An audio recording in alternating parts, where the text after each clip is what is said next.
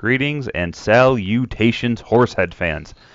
This is the official YouTube channel of the Horsehead Fantasy Football League, and this is Horsehead Weekly with your pre-draft special. That is right, it is I, your champion, and league scribe Mark, and I will be here every week with a video describing what's gone on the past week, what to expect next week, and to have a little bit of fun. Maybe do some interviews, so yeah, let's see what happens. It's my first time on YouTube doing this, so let's get started by looking back, actually. We're going to start with last season, just to recap everything that went on.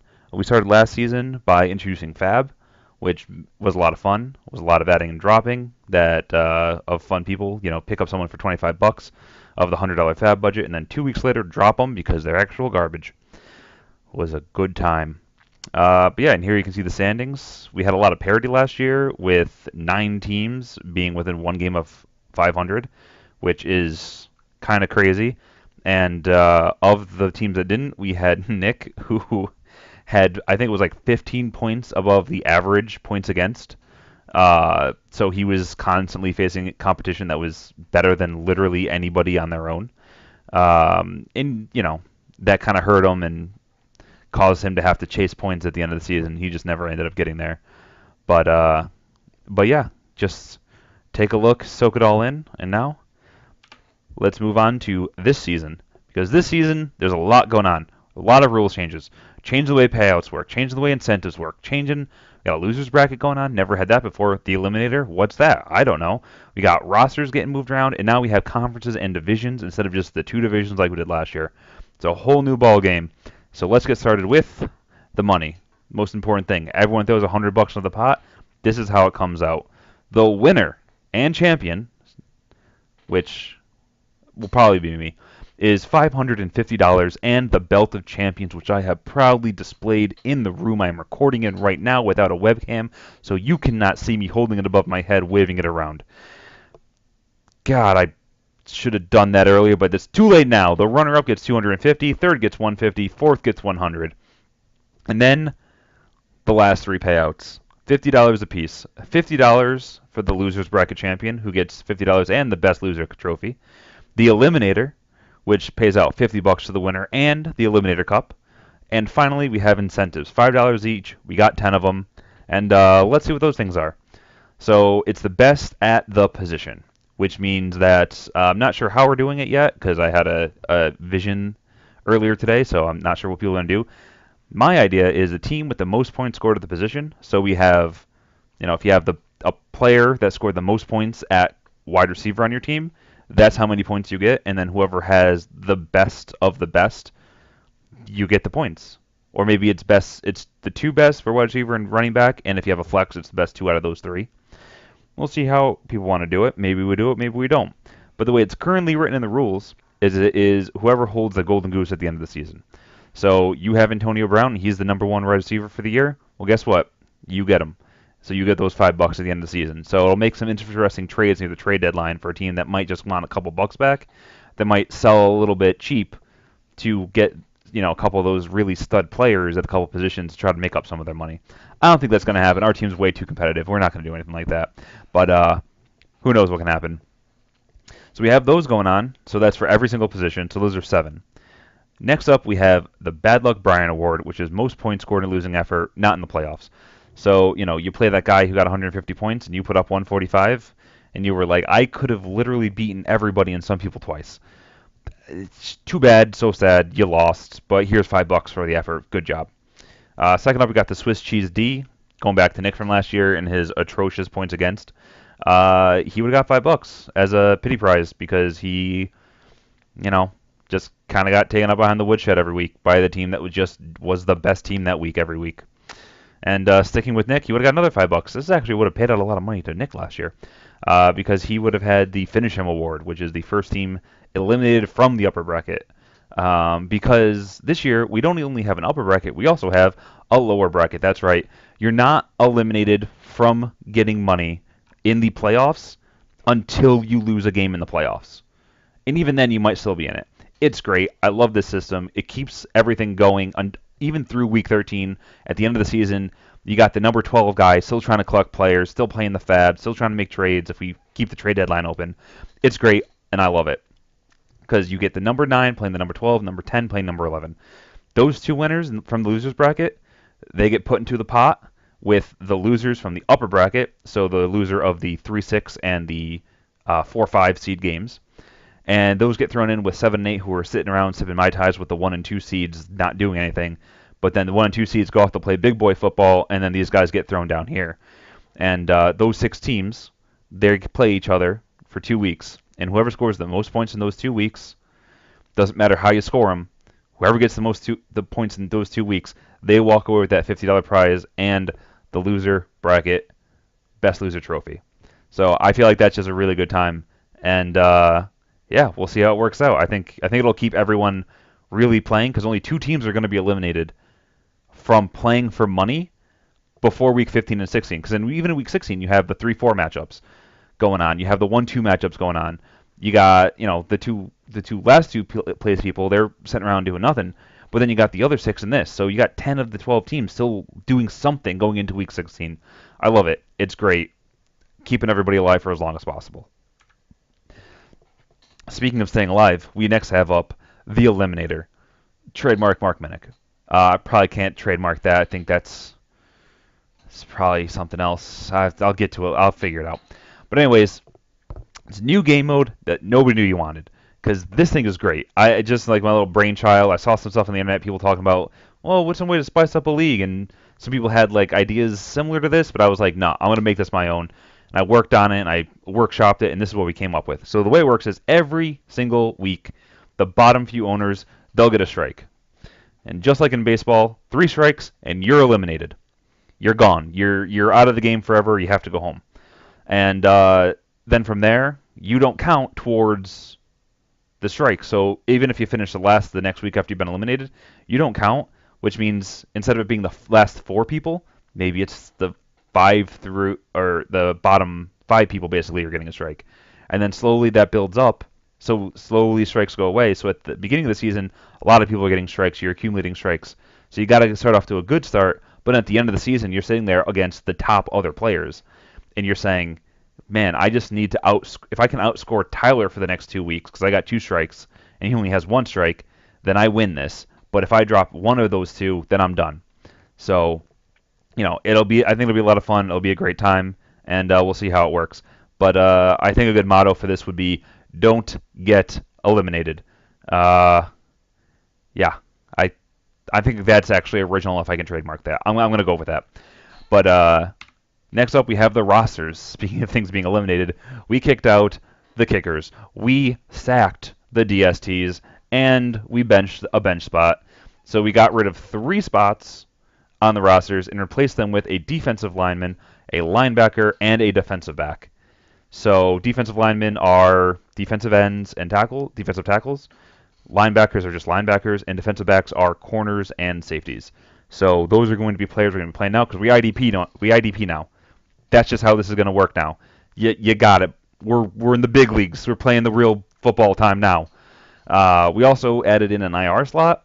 So if you have a player that you really think is going to be great, and they go down and they're going to be out for 4 weeks, maybe you stash them in the IR slot, and then you sit there and you say, okay, well in 4 weeks I can reactivate them, and I don't have to waste a roster spot on it. I think that's a good compromise from having a bench spot removed, giving an IR slot out, so that way people aren't getting stuck with like 2 or 3 people who are injured but superstars on their bench, and they're just unable to really feel the team without dropping somebody who's good. And then the last thing that we did for bringing stuff into the league is we decided we're going to trade draft picks because that just sounds sick. It's going to be mostly live. A lot of people are going to be there. So, people are going to be yelling out to each other saying, I don't want this draft spot. What's a good offer? Can I get a second and a third for this pick? Or, I think it'll be a good time. And also another thing, we're tired of hearing people say things like, oh my God, my kick returner fumbled the football on a kick return. Why did I get penalized for that? But if he runs back for a touchdown, I don't get... Well, shut up now. Shut up. Just shut it. If you make a big play, positive or negative, you get points now. You either get 6 points for returning the touchdown or negative 2 points for fumbling it. And that's basically it for the rosters. Everything else is the same. We're still half-point PPR. Still only one quarterback. We're not super flex or anything crazy like that. Still one tight end, two receivers, two running backs, and a flex. And then we just got the new IDPs and the IR slots, getting rid of a bench. So yeah, no, I think this is looking pretty good now. It's looking like a real good time. But yeah, so now we have probably not a big shakeup, but it's something that's going to be really interesting because we now have conferences and divisions. So you have the two conferences, one's in blue, one's in green. We don't have names for them, so I'm sure we'll figure that out at some point. But so the way it's going to work is the winners of the divisions, whoever is better than them on tiebreakers, which is record and then head-to-head and stuff like that, they get the bye. So one person from from the blue gets a bye, one from the green gets a bye, and those are the two people moving on to the playoffs with the byes. And then the other four will get filled out with the winners from the other two divisions, and then two wild cards. And those guys will all play the first week in the. So it could be two people from the green division or the wild cards, two from the blue, 1-1. So not entirely sure how it's going to work out, but I think this will be a good time. Be a really interesting way to do it because now you play everybody in the other divisions once, which is 9 games, and then you play 4 games inside the division. So you'll play 2 against one opponent, 2 against the other opponent, which will kind of like build up these rivalries, which is why we built these conferences in divisions the way that we did. So we have the top, the most rivalries going on. For example, we start off with Skullhouse. These are 3 people who are in a fraternity together in college. So it's going to be heated. There's going to be a lot of shit talking going on. Like starting right now with me, the returning champ, made the playoff last 2 years, made 22 trades last season, which I think might have been the best at that too. Basically, I'm the best at everything. Jerry and Doug, you don't got a shot. Thanks for showing up. Thanks for giving your donation. And I can't wait to see what Jerry has to say about that because he is also a top tier shit talker. I say also like I'm a top tier. I'm not. I'm not. I do this, which is fun, but it's not a lot of shit talking. It's basically just me talking and kind of being like, yeah, everyone's doing a really good job. Anyone wants some advice, I'll help you out. But, whatever. And then we have Jerry. He made the playoffs the last 2 seasons. I believe he's made the semifinals 2 times in a row, but he just hasn't made it to the finals in a little bit. But yeah, he's always really good. Great all-around player. We'll see how he does. And Doug, he's a newbie with a heart of gold. He's my little. Just good luck, man. I wish you the best. Yeah, you with the big dogs. So let's see what you got. So that's the first half of the blue division, or the blue conference. In the second half, we have Kathy's kids. These are 3 of Kathy's kids playing in the league together. Just warms my heart to see such family wonderfulness going on together. And we're going to start off with James. James, he's been on the wrong side of the bubble the last 2 seasons. Last 2 seasons, he finished literally 1 game out of making the playoffs.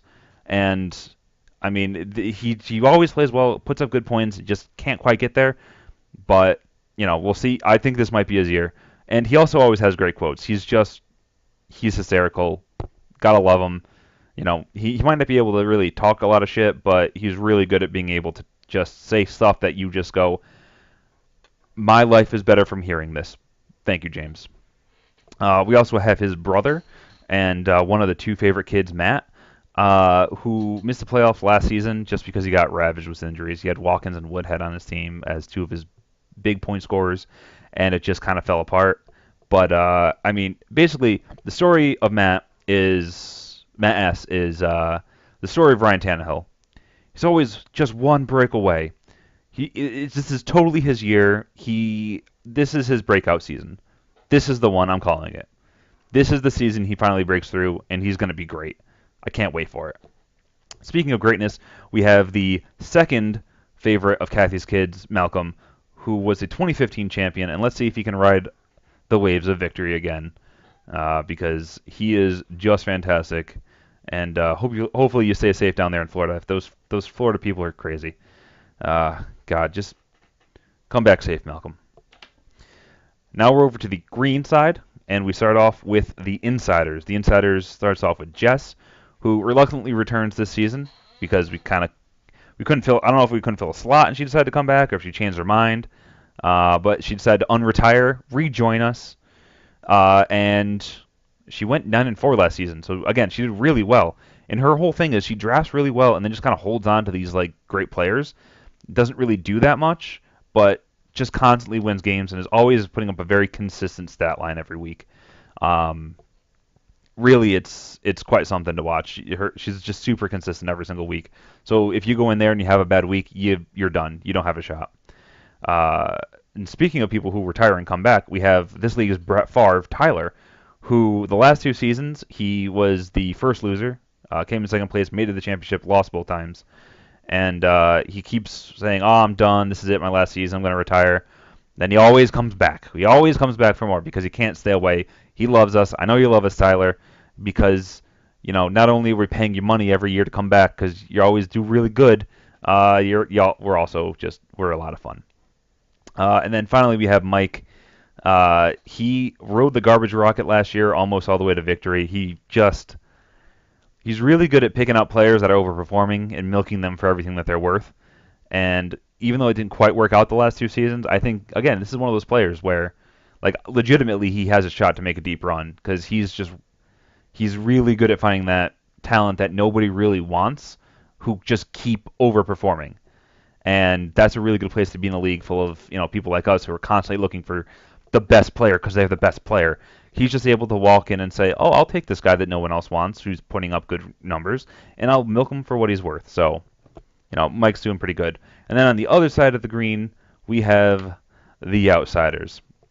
Starting out with Matt M., semifinalist from last season, despite the fact that he ran into Keenan Allen, Langford, and Kelvin Benjamin. The fact that he took the 3 rounds, round 3 through 5, and said, "I don't want to pick players here. You guys have your fun. I'm going to ignore these 3 rounds. I'm actually going to do you all favors by making sure these people aren't on your roster." Still makes the semifinals. Great manager. I mean, he's one of those people who you always got to worry about because I think any season could be his season. He's just a very good player. And now he brings in his brother for the second year in a row. He brings his brother in for the first time. And yeah, he's cool. His name is Dave. I mean, Dave Matthews and David Bowie are people, and they're both cool. So I'm sure that he's cool too.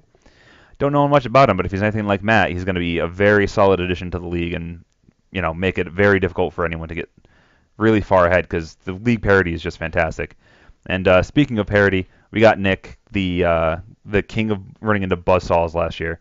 And he actually was the 2014 champ when he traded for DeMarco Murray off of me when he was in Dallas having that outstanding rock star of a year.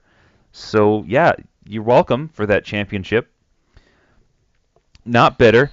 And speaking of trading with him, he's the guy who you can go to and say, "Hey, I really want Eddie Lacy on my team. I think he's going to do some good things. If you get Eddie Lacy on your team, I'll trade you these guys for him."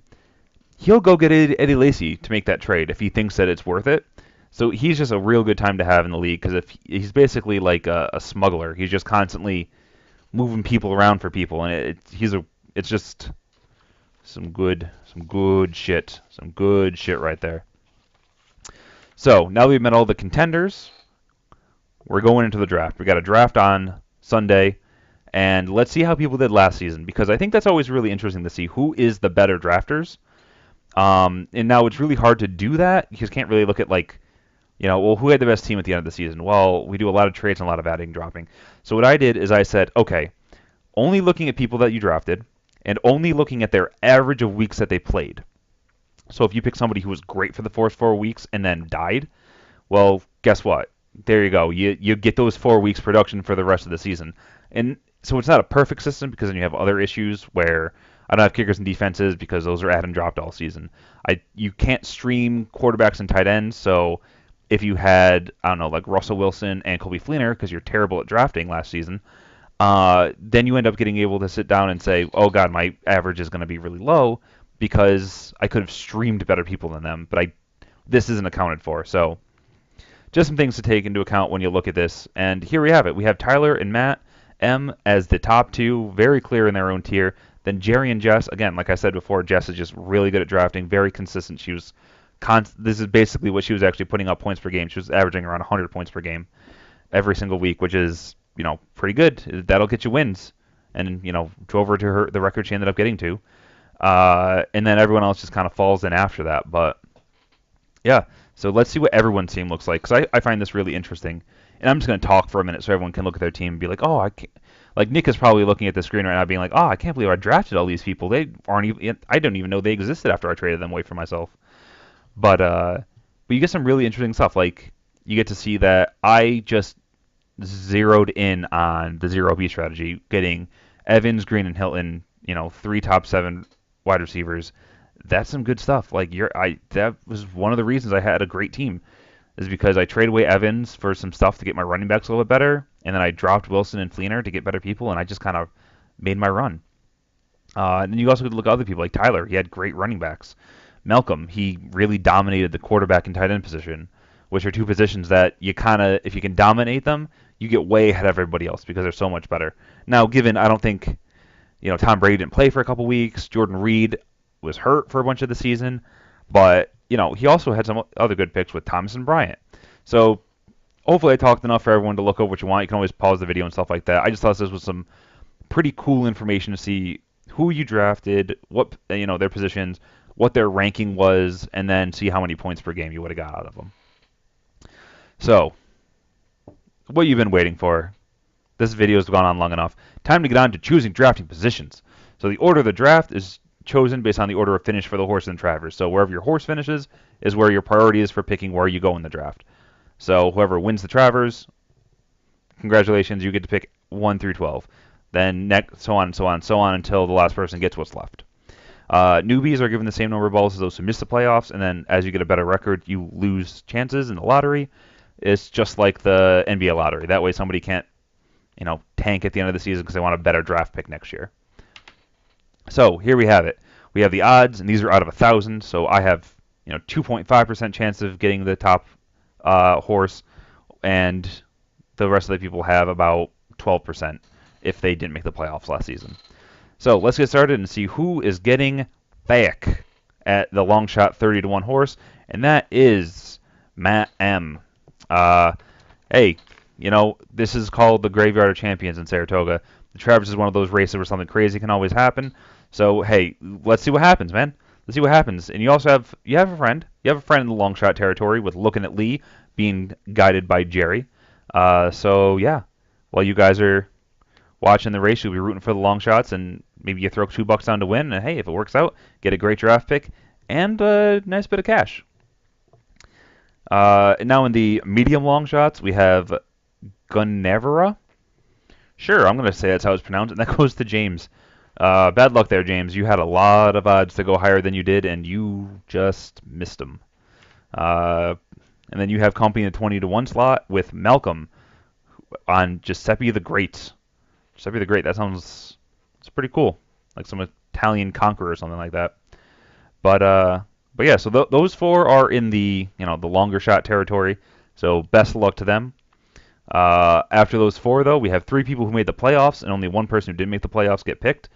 So the odds seem to be working just well, and they continue to work well because here I come with McCracken at 12-1. Not the worst odds, not the best odds. Probably going to finish middle of the pack. So, hopefully I'll get something to work with. I'll get a spot that I like, depending on what people do. And then we have Dave and Jess coming in on Gervin in IRAP.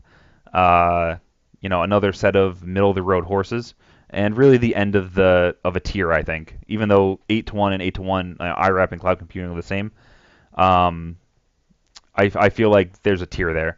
And here we have Tyler coming in at, his low weight, still managing to stay alive, and we got 4 people sitting around in the seat waiting, hoping that they can get their hands on one of these tasty people. Because first up, we have cloud computing. And Cloud Computing is an interesting horse that a lot of people probably want because he won the Preakness. And that's going to go to Doug. Doug gets the Preakness winner, Cloud Computing. One of the Triple Crown horses, because all 3 are here. So it's going to be a real good race. So he gets the 8-1 guy there. And then next up, we have Kentucky Derby winner, Always Dreaming, going to Nick. So Nick get a little better luck this year than he did last year, getting the 6-1 Always Dreaming Kentucky Derby winner. Great horse. Now we have Good Samaritan. Go with a 5-1 favorite. Well, not favorite, but he's really high up there. Going to Matt S.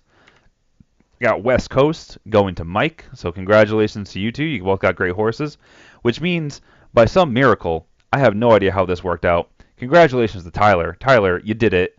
You got the best horse. You got Tapwrit. Not only is he a great horse, not only is he fantastic, he's the Belmont winner. So he already knows how to run on courses in New York. You know, he's proven himself already, and clearly he's the morning line favorite. So best of luck to you. Best of luck to everybody in the Travers. And hopefully no one wants the places that I want to pick, because that'd be really nice because, you know, I'm a little bit far down the track. But hey, that's how it goes. That's the price of winning. So best luck to everybody at the draft, at the Travers, at the wedding, at everything that you're doing in the next few days. And look forward to next week. We're going to have a post-draft ranking show. Going to try to talk to people, get some interviews going on, maybe get the camera up and running, and try to make this into a real good time. So, yeah. See you guys later. And, oh, yeah, next week, the first power rankings of the season. Oh, yeah. It's coming. It's going to be good. All right, everybody. See you at the draft.